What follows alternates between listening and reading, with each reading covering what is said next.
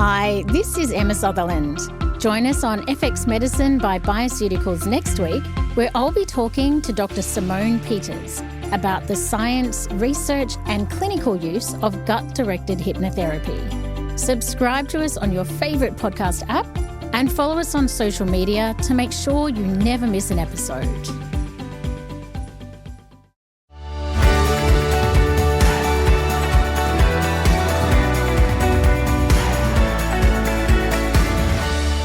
Hi, and welcome to FX Medicine, where we bring you the latest in evidence-based integrative, functional and complementary medicine. I'd like to begin by acknowledging the traditional owners of the land on which we record today. I would also like to pay my respects to elders past and present. I'm Emma Sutherland, and joining us on the line today is Dr. Gastroenterologist and New York Times best-selling author, Dr. Will Bulseiwicz, also known as Dr. B. He sits on the Scientific Advisory Board of Zoe, has authored more than 20 articles published in peer-reviewed scientific journals, and has taught over 10,000 students how to heal and optimise their gut health.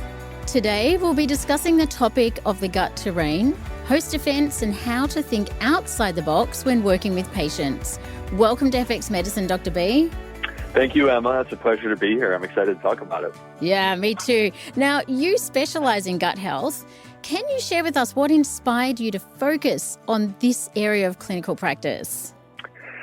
That's an interesting story, and I will try to condense down what could be, I talk about this all day, so I'm just going to kind of cut to the chase. So I started this journey into medicine when I was a teenager, and I'm 42 years old right now. Mm-hmm. And if we went back to 2004 or 5, I discovered gastroenterology, which is my specialty now. And I fell in love. I fell in love with the different organs. To me, it's so exciting to become the expert on the esophagus, stomach, the small intestine, the colon, the liver, the pancreas. Mm. So I didn't really think of it as going into any sort of gut health specialty, to be honest with you, Emma. I made the decision. This is what I wanted to do, and I worked towards this goal. And I really, truly sacrificed my own health in the interest of trying to complete this goal of medical training in the United States. Mm. I was 20 kilos overweight. Wow. And having health issues. So that was in my early 30s. And I needed a fix. And part of this was a life intervention. I feel like God presented my wife to me. I met the person who's now my wife. And I didn't know that this was going to be so transformative. Yeah, beautiful. Yeah, and she was eating plant-based. And it just kind of piqued my curiosity. And I was like, you know what? Let me try. Mm. And it started with a smoothie, and it escalated where slowly over time, years, my diet transformed into a plant-based diet. Mm-hmm. And as this was happening, I was paying attention to the science of the microbiome. And the science was explaining what happened in my life because I lost 20 kilos. I, got rid of my blood pressure problem and my cholesterol problem. I got rid of my depression issues by changing my diet. And I started to understand, I was the doctor, but I was also the patient. I needed the help. And what I discovered was, wow, what happened for me was probably because of my gut. Mm-hmm. So that is what inspired me to start this journey that this was not a plan. I didn't know this was going to happen. I just kind of started a social media account, and then I started to do podcasts, much like yours. Mm. And actually a big moment for me was 2018 when I went on Simon Hill's podcast in Australia. Ah, yes. And it went viral. Yeah, I've listened to that. And that podcast from 2018 is what allowed me to get a book deal. And then the book deal turned into my first book, Fibre, which is now 300,000 books sold. Yeah, well, we're all very grateful that you ended up on this journey. And, your story is also about the power of food as medicine, which is one of my passions, the incredible impact that food has on our bodies. Yeah, I completely agree. And I think that what it comes down to is I want people to understand that you are the product of your environment. Mm. And there's so many elements to this environment, but part of the environment is actually your food choices. And that food, all of it, is going to come into contact with your gut microbes. Mm. And it's going to shape what your microbiome looks like. Mm. And the issue is whether we're talking about supplements or medications, either way, the reality is that a couple of milligrams is not going to overpower, the kilogram of food that you ate during the day. Mm. So the point is that we should really look to kind of get to the root of what is affecting our health. Yeah, I love this holistic framework because this is exactly how, as clinicians, integrated clinicians, that we view things, which is great. Look, I'd really love to set the scene a little bit today. So, we have the germ theory from Louis Pasteur, which says pathogens take up residence in the body and cause harm. And then we have the terrain theory by Antoine Béchamp, which says the health of the individual will dictate how severe an infection will be. Now, I feel personally that as clinicians, we tend to have a focus on eradicating microorganisms from the gut instead of actually harnessing the power of the gut terrain itself. But I'd love to know what your thoughts are with this. I completely agree with you. And I think that to build upon the historical elements that you nicely laid out there, the reality is that Louis Pasteur's work was completely transformative because people did not, and we're not even talking about that long ago. We're talking about like the 1860s. Mm. Okay, so this is less than 200 years ago, where prior to this, people thought when we got sick, like for example, the plague in Europe, when we got sick, they thought it was like this supernatural phenomenon. They didn't understand that there was actually a scientific explanation for what was happening. Right. And so Louis Pasteur opened our minds. Around 1900, the top causes of death were not heart disease and cancer. Mm. They were all infections. And we didn't have many tools at that point to really fight those infections. We're talking about things like influenza and gastroenteritis, meaning that like you have diarrhea from bad water, or pneumonia. You could imagine, Emma, where all of a sudden, right around World War II, we discovered penicillin. Imagine how much your mind would be blown if you realized that you could put a pill into a person's mouth and actually kill the number one source of death and disease affecting them. Like that was insane for that period of time. And the problem is that we became so seduced by the power of the pill and so convinced that the way to win was to kill. Rather than to build up, that we spent the next 60, 70 years bringing us really into the 21st century. We spent this entire time based upon this premise. If it's bad, kill it. Yeah. Take the pill. The pill is stronger than anything else. And what we lost in the process, what we lost sight of, is that if you lean into your daily habits, your daily diet, and your lifestyle, you have the power to prevent disease because you're getting to the root of the issue in the first place. You're preventing it before it ever happens. And that is always more powerful, and that is always preferred instead of waiting until you actually have a crisis on your hands and trying to correct it with some medication or some surgery or some antibiotic or whatever it may be. Yeah, the true definition of preventative medicine right there.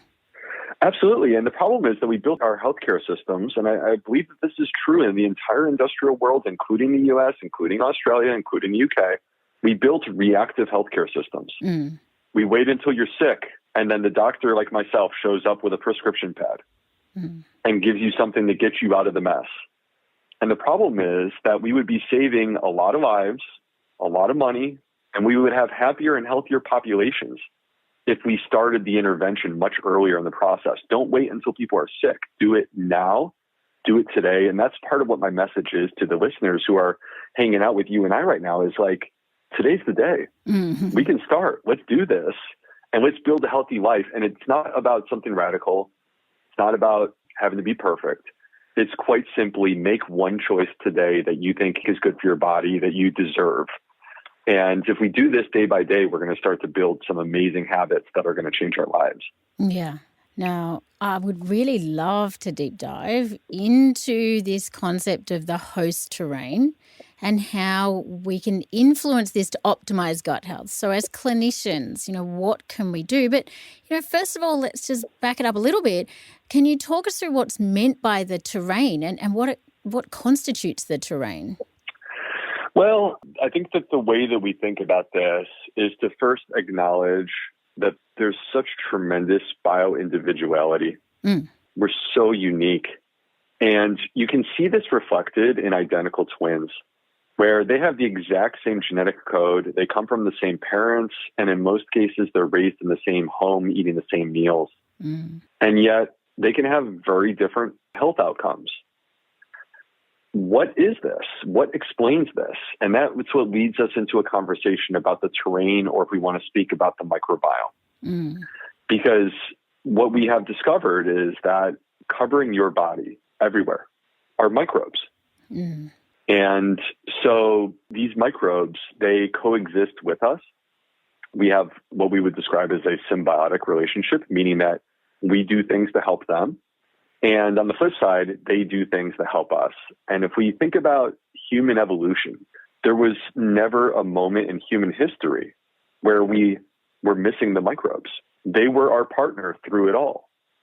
And when you think about these microbes, specifically, and most importantly, the gut microbes, these microorganisms live predominantly in our colon, and they are deeply intertwined with human physiology. Like, we need them in order to properly digest our food, in order to optimize our immune system and maintain our metabolism and balance our hormones and maintain our mood, our cognition, our memory, and even the way in which we express our genetic code.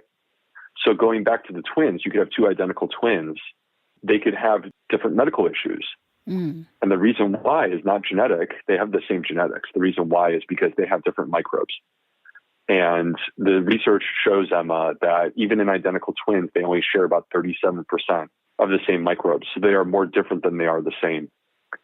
And so when we speak about the terrain and the terrain theory, the idea here is that there are these microorganisms that cohabitate with us and that they play a really central role in human physiology, again, connected to digestion, metabolism, immune system, hormones, mood, brain health. And when they're in balance and they're in harmony, they're able to do their job the way that they're supposed to. And the issues that come up are many times because there's a loss of balance within the system. Yeah, I think this concept of the symbiotic relationship between humans and microbes is fascinating, and particularly how critical those microbes are for digesting food, maintaining metabolism, balancing hormones, maintaining mood. I mean, we cannot survive without them.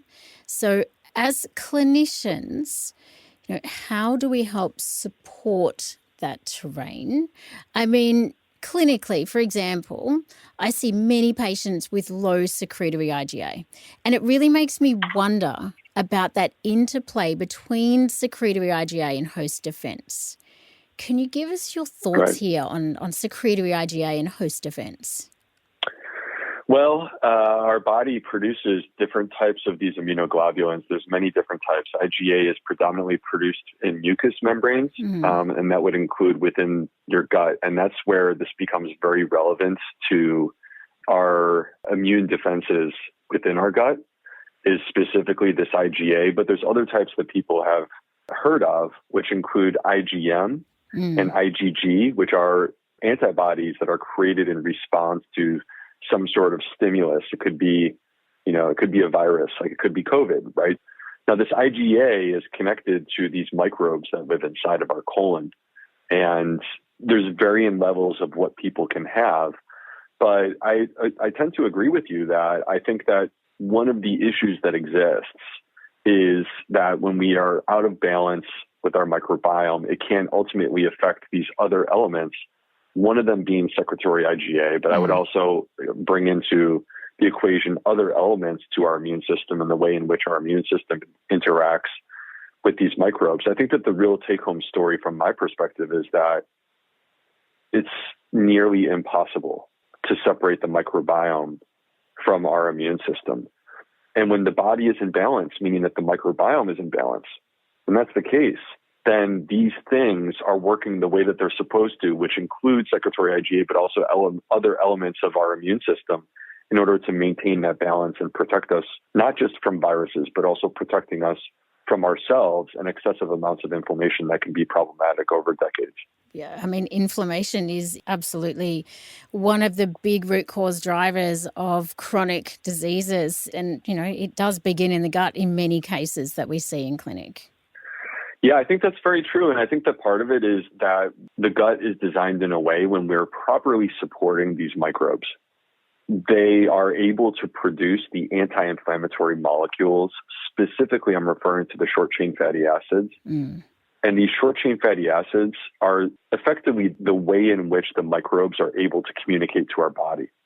And so we really want our microbes to be cranking out like a chemical factory, these short-chain fatty acids, which have anti-inflammatory properties and help to keep our immune system in check. And in order for that to happen, you need a healthy gut, and you also need to support that gut with dietary fiber, because dietary fiber is the precursor to the production of short-chain fatty acids.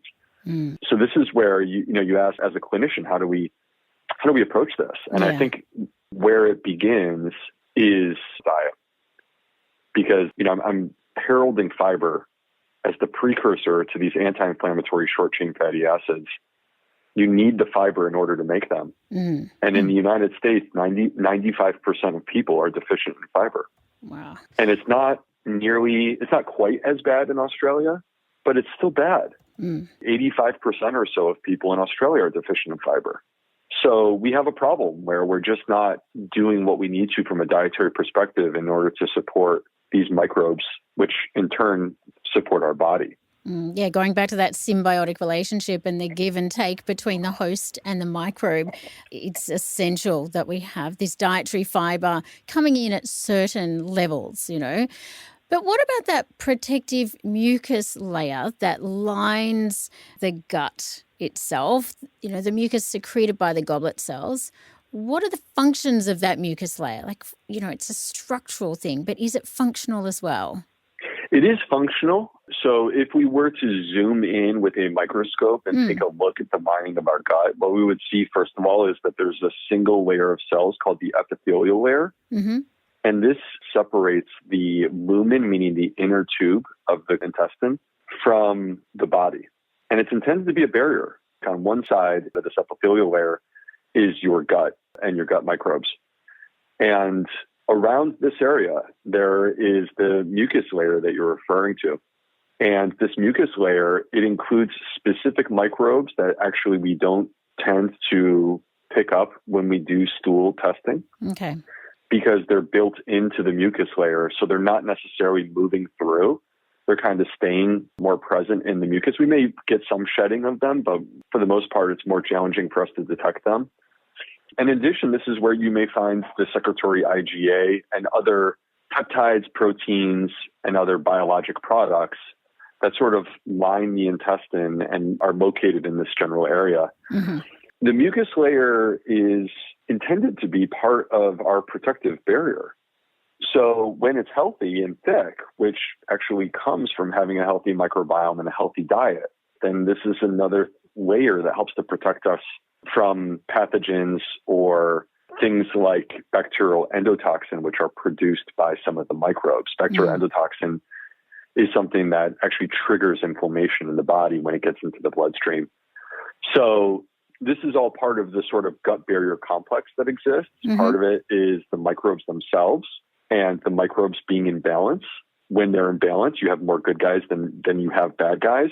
When they're in balance, those microbes are being fed and producing short-chain fatty acids.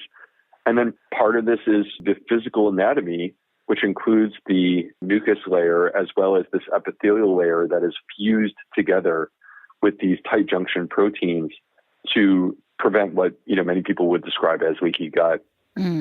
So what we want, I'm describing this as balance, and the technical term that a person would use is eubiosis. And eubiosis basically means that things are in harmony and that you don't have increased intestinal permeability. And the flip side of eubiosis is dysbiosis, which many people sometimes will use the term leaky gut but I prefer to sort of describe it as dysbiosis because sometimes there are some differences between leaky gut and dysbiosis. Mm-hmm. And are there specific probiotic strains that help maintain the barrier of the gut lining? There are. And, the term probiotic, I think that we need to expand our understanding of this term. Because when we think of probiotic, I think almost all of us immediately have a mental image of a powder inside of a capsule that we're going to swallow. Yeah. And that is a probiotic. But additionally, when we ferment food, fermentation is the process of transformation within food that occurs as the result of processing by living microbes, specifically and typically a combination of bacteria and yeast. But here's the point, though. A probiotic is a living microorganism that has been demonstrated in clinical research to have benefits to humans. So there are many, and some of them are ones that are commercially available to take as a capsule. But again, if you consume fermented food, there are probiotics in there. Mm-hmm. And within your body, there are probiotics that already exist, that are already present, and we can support them and build them up through proper dietary choices. And this is not to disparage or reduce the value of taking the probiotics in a capsule. It's more to say that I actually think that we should be doing a combination of all these things. So I think that we should be supporting the microbes that live inside of us with prebiotics. Yeah. Prebiotics are the nutrition that support microbes. So we should support those probiotics that are already there, build them up. But number two, we should also be consuming fermented food. There's research that's come out in recent years suggesting that by simply adding more fermented food to your diet, you can increase the diversity within your microbiome and reduce measures of inflammation. So I sincerely believe that we should all be consuming fermented food. This can be challenging, by the way, for people that have histamine intolerance, but that's not the majority of people. The majority of us should be adding fermented food. And then the third thing is the role of probiotics that come in a capsule form. Yeah. And there are many different types, and it can be quite overwhelming trying to figure out which one to take. So let me just kind of share briefly the way that I tend to approach this as a gastroenterologist. When you are taking a probiotic supplement, from my perspective, in the vast majority of cases, there should be some sort of motivation that you have. There should be a reason why you're doing this. Like, I want to reduce bloating, or I want to improve my irritable bowel syndrome. Mm-hmm. And so these are examples of a specific goal that you have in mind. The first step is to say, okay, now that I know what I'm trying to accomplish, is there a probiotic that has been demonstrated in clinical research studies to improve this specific issue that I have? And if the answer is yes, then that's the one that you want to start with, because it's been shown through, ideally a clinical trial that people benefit from this probiotic for that particular reason. So regardless of whichever probiotic you end up trying, it's impossible to know whether this is going to work or not work until you try. So there has to be an element of trial and error. I typically will recommend that you try it for a month or two and you pay attention to your symptoms. And if they improve, it's working. And it's integrating with your unique microbiome in a way that's beneficial. Yeah. But on the flip side, we have different microbiomes, and it's impossible to know, even if something's proven in a clinical trial, it's impossible to know whether or not it's going to work for you. Yeah, essentially, Dr. B, you're saying, first and most importantly, define the goal. Work out exactly what it is that you're aiming to treat with your patient. Next, find a probiotic strain that has clinical evidence of benefit and is obviously more likely to give a positive outcome. Trial it for a month, grade your symptoms before and after, and see what, if any, benefit it's been. If there has been a benefit, continue. If not, discontinue and work in a different way. Because it can be a minefield. Often patients come in to see us and they bring in a bag full of supplements and probiotics and all kinds of things. And as clinicians, we really have to help educate our patients on strain-specific probiotics and the research that is behind them and therefore more likely to work. But I think it comes back to, if you're not doing the basics, such as eating fibre and fermented foods, then it's really the icing on the cake most of the time. Yeah, I mean, I think, Emma, that if you have a C- gut and you're not taking advantage of the opportunity to enhance your diet or enhance your lifestyle, sleep, exercise, time outdoors, stress reduction, like if you're not taking those opportunities and you're just taking a probiotic, the reality is you're not going to go from a C- to an A+ by taking any supplement. Yeah. But supplements definitely have value. There is no doubt. I've had many patients that have benefited from probiotics, from prebiotics, and from other supplements. The key here is the foundation is the diet. And the other thing is, like, not all probiotics are the same. So, like, you go to your doctor and you say, I tried a probiotic and it didn't work. The question for me is which probiotic, and that doesn't mean that other probiotics won't work either. That just means that one probiotic didn't work. Yeah, exactly. That's right. And, I wanted to dive into prebiotics because I'm fascinated by this world because I feel we all need to know more about it. And I was reading a recent review from 2021 that looked at the bidirectional relationship between immune cells, gut epithelial cells, and intestinal disease development. And it suggested we should think of the epithelial cells as the moderator between the microbiota and the immune system, which we sort of spoke about before. But I specifically wanted to discuss the use of prebiotics in this space. And in 2017, the International Scientific Association for Probiotics and Prebiotics amended the definition of a prebiotic to a substrate that is selectively utilized by host microorganisms conferring a health benefit. How can we use different types of prebiotics to help support gut health? I mean, as clinicians, we're looking at partially hydrolyzed guar gum. We've got FOS, we've got GOS. I mean, there's so many for us to choose from. How do we know which one is best for what? Well, that is a really good question, and there's complexity to it because much like the probiotic, if we're going to get into individual monofibers, so monofiber meaning that it is a fiber in isolation that in a way has been purified and then put into a supplement. Yeah. And by the way, I think this stuff is great. I personally use them on a daily basis, and I don't use them to try to fix problems. I use them because I want to prevent problems, and I wholeheartedly believe in the science. Yeah. But if you want to know, like, which one should I reach for, once again, what we come back to is conceptually similar to the probiotic. You have to ask the question, what am I trying to accomplish? Am I trying to accelerate bowel transit and improve constipation? Am I trying to improve diarrhea and actually form up the stool? Am I trying to address bloating and other food intolerances? These are different questions. These are different goals. And so specific prebiotic fibers may have added benefit or specific benefit to specific issues. Now, that being said, let's just make a general statement about different types of fiber. Okay. Because fiber is a carbohydrate. It is a series of sugar molecules that are linked together in a highly complicated way. And it doesn't get broken down into sugar. In fact, your body lacks the enzymes necessary to break down fiber because since you can't break it down, then you know that the fiber will come into contact with your microbes. And fiber is so intensely complicated from a biochemical perspective. Even scientists have thrown their hands up and said, we don't know how many types of fiber exist in nature. We just don't know. But we do know that there are these two main types, soluble and insoluble. So the behavior of these two types of fiber is a bit different. Soluble fiber tends to be the fermentable fiber. And what that means when we say fermentable is that your microbes have enzymes that they can use to break down this fiber. Okay.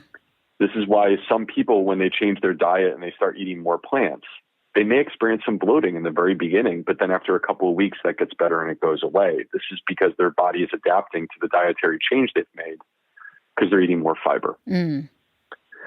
So this soluble fiber is the kind that ultimately gets transformed into the short-chain fatty acids that about 15 or 20 minutes ago I was heralding as being these anti-inflammatory molecules. So we want the soluble fiber. Now, the insoluble fiber is the type of fiber that's less active in terms of the microbiome, but it does play a role in terms of maintaining our bowels and our bowel movements and keeping things moving through. Yeah, okay. And that's very important. So every plant has fiber, every plant has many different types of fiber that include both of these things that I'm describing, soluble and insoluble. But what is interesting is that these different types of fiber will feed different families of microbes. Mm-hmm. And so this is why we see, like, you can't say that partially hydrolyzed guar gum is the same as acacia powder or inulin, right? They are different because they're different forms of fiber. So the key concept is this, from a dietary perspective: don't worry about getting one specific type of fiber when it comes to your diet. Instead, think about getting as many types of fiber as possible. Because when you have many types of fiber, meaning that you are consuming many varieties of plants, you are actually providing a nutrition source, an energy source, to many different families of microbes. A diverse diet will feed a diverse gut microbiome, and a diverse gut microbiome is exactly what we want to have, because that is a resilient, strong microbiome. When it comes to supplements, start low. If you have serious digestive issues, that could be literally a quarter of a teaspoon. Yeah. And then slowly work your way up from there. And when it's working, you're going to know. And the way that you know is, it could be symptoms. But the other thing that's great is if fiber is doing its job, you're going to experience a change in your bowel movement. Yeah. I have to say. And you will have, one thing, Dr. B. Go ahead, Emma. Yeah, one thing that patients often will say to me when we're working in this space, they come back and they're amazed. They're like, well, I'm actually having a bowel motion twice a day. It's type 4. I'm kind of voiding completely. And they look at me and they go, where was all that going before? They're just gobsmacked about how much, their bowels are actually going now. That to me is a beautiful thing. Yeah. Because the body was meant to be in rhythm. Your gut was designed to regularly pass bowel movements. I don't want to stress people out where they are like, oh, well, I'm not pooping as much as Dr. B says I should. Yeah. There are many different ways, and if you feel good, that's okay. Yeah. But I think the point, though, is we all think that pooping once a day is normal, and I would say, no, that's not normal. That may be normal in 2023, but during the course of human history, we were probably pooping 2, 3, 4 times a day because we were getting so much fiber. Correct. It may be normal in the current diet, the Western diet, to not be voiding your bowels, more than once a day. But yeah, that makes complete sense. And I wanted to ask what you thought of spore-based probiotics. What are they? And do you find them useful or not? Spore-based probiotics are specific types of microbes, bacteria. The kind that we're referring to tend to be from the family Bacillus. And the idea here is that the microbe actually can exist in different forms. You can almost think of it like, in the U.S., we would call them a roly-poly, or you could think about something like an armadillo. I'm trying to think in my mind of an Australian animal that fits like this. But the point I'm trying to get at is think of an animal that rolls into a ball to protect itself. So that's kind of what the spore-based probiotic is that it can roll into a ball to protect itself, and it becomes more hardy and resilient when it's in that form. Okay. And then it will open up and no longer be in this ball formation, and then can do its effect as a probiotic. Okay. The thing about spore-based probiotics is that they're a unique class of probiotics. For some people, they're going to find that these work better for them. And the amount of research on spore, they're sort of a newer entry into the market of probiotics. So we're not seeing as much research. There's not as much research on these specific types of probiotics yet. It's coming. We'll continue to see more. And I am very open-minded to the idea that if you try this and it works and you feel better, that's what you need. And it doesn't matter whether there's a clinical trial to back that up. So that's the way that I feel about it. And I think these are fair to try as a part of that trial and error approach that you and I are discussing. Yeah, exactly. And particularly if patients have not had positive benefits using other probiotic strains, this could be a more novel use for these Bacillus spore-based probiotics for those people. Exactly, because they're a little bit different. So I think that little difference that exists there for some people, that they may prove that is very relevant to them and beneficial. That's a great thing. I celebrate that. Yeah, exactly. And one of the things that I want to bring forward our body is not just like, hey, more of this is always better. Our body is instead like, hey, this is the sweet spot that we want to get to with all of these things. Mm. And so with dietary fiber, with fiber in general, when you change your diet, you should be prepared that you may experience some symptoms. And that's not a long-term thing. That's a temporary thing. Yeah. And the reason why that's happening is that it comes back to something you and I discussed that I want to emphasize as we're about to close out. We are 100% dependent on our microbes to digest fiber. So if your microbes are not in a good place, like you are the person who has irritable bowel syndrome or Crohn's disease or ulcerative colitis, and they're not in a good place, when you add more fiber to your diet, you are asking them to do more work, and they are struggling to do this. Yeah. When you add more fiber to your diet, I like the expression, start low, go slow. Mm. So when you gently introduce a little more fiber, you are changing your diet, but it's a small change. And your gut microbes are more likely to keep up with small changes. And so they will adapt and they will become completely comfortable with this small change. And then you add another small change. Your gut is so adaptable. It is so capable of transforming and becoming stronger. And this is the process. And it's much like exercise. When you go to the gym, you wouldn't start out with the heaviest weights on your first day in the gym. You would start with the amount that you're actually capable of doing. And when you work, you get stronger. And then you come back in a couple days and you can work a little bit harder. And the same is true with your gut. Your gut is a muscle. It can be trained. It can be made stronger. And the process is very similar to exercise, which is start low, go slow, gently increase your fiber over time, give your gut a chance to come along for the ride with you to adapt to what you're doing. And you will not experience those symptoms that I'm describing. And your gut will get stronger. And what you will discover is that over the course of time, your ability to process and digest your food will improve, and you will notice the health benefits in terms of how you feel. And I think that appeals to our patients' ability to integrate change and to get compliance from our patients, to do it step by step with them rather than asking them to go from 0 to 100 in one go, that you're not going to get compliance continuously and long-term with that approach. So I love that strategy, Dr. B. You know, Emma, I kind of feel like the direction towards health is not that mysterious. Yeah. There are many forms of a healthy diet. There are many forms of a healthy lifestyle. But quite simply, when we construct these things, what it looks like, a diet that includes a lot of plants, a lot of fiber, but ideally we're really minimizing the ultra-processed foods. Yeah. We're getting our sleep, we're moving our body, we're engaging with other humans and being social, we're working on our stress, we're spending time outdoors, right? Like these are the basic tenets of a healthy lifestyle. And I think we all know that. And so the problem is that it's not that easy to do. And we need a process for how to get there. So let's focus on how do we get there? What does the journey look like? How can I be successful? How can I deal with it when I have a bad day? Right? And ultimately, through perseverance and persistence and consistency, you will build yourself up to a point where you are capable of becoming something that's incredible. But in order to get there, you have to take this journey and take it one step, one day at a time. Yeah, so true. Goodness me, thank you so much for joining us today, Dr. B. I have so many key points, but I think my top 3. Oh, okay. So the critical role of the gut terrain and how we as clinicians, we can really use targeted therapies like dietary fibre, fermented vegetables, specific pre and probiotics to harness that host defense and strengthen the gut.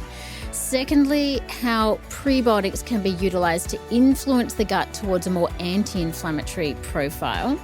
And thirdly, diet and hence fiber diversity is key for a diverse microbiome. I think they're my 3 key takeaways, Dr. B. Thank you so much for your time today. Thank you so much. No, I completely agree with those 3 key takeaways. Yay! And it's exciting. This is a great time because we are more empowered with information than we've ever been in the course of human history. Yeah. So it could be so simple as, hey, sometime this week, take a meal and let's add more varieties of plants to that one meal. Yeah. And you know what? I'm dancing with joy. I'm so excited for you. I love that she's got on the sidelines. Thank you everyone for listening today.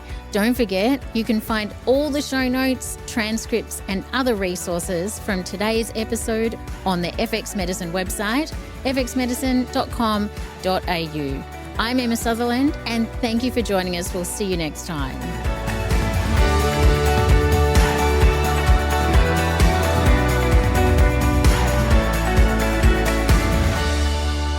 This podcast is intended as healthcare practitioner education only, and it is not a substitute for medical advice, diagnosis, or treatment.